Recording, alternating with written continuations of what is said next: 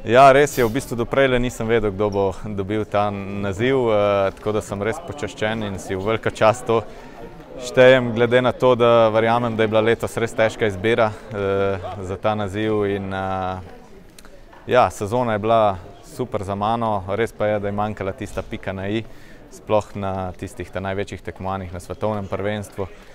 kjer sem si želel še boljše uvrstitve, pa na koncu pristal na 4. nehvaležnem mestu.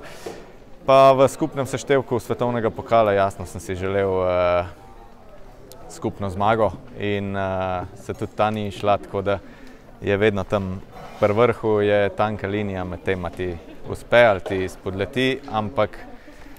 si pa štejem to za pozitivno, da ostajajo te cilji tudi za naslednje sezone. Ja, res je, zdaj počasi začenjam s treningi za naslednjo sezono, pa se tudi že veselim priprav v bolj toplih krajih, v Arabskih Emiratih, kjer bo res dobri pogoji za trening na divji vodi, tako da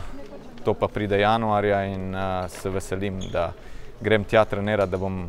tudi za naslednjo sezono res dobro pripravljen in probal dosegati še naprej take dobre uspehe.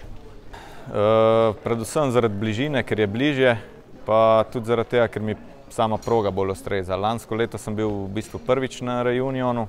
in sem se prvič pač spoznal tiste pogoje, ki so tam, sicer so v redu za trenirati, ampak je pa potovanja malo več, pa si mogoče zaradi tega prve dni malo bolj utrujen. Tukaj Emirati so pa bližje in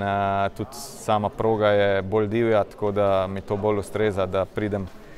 v Arabske Emirate in že takoj naslednji dan lahko normalno treniram brez kakšne velike popotovalne utrujenosti.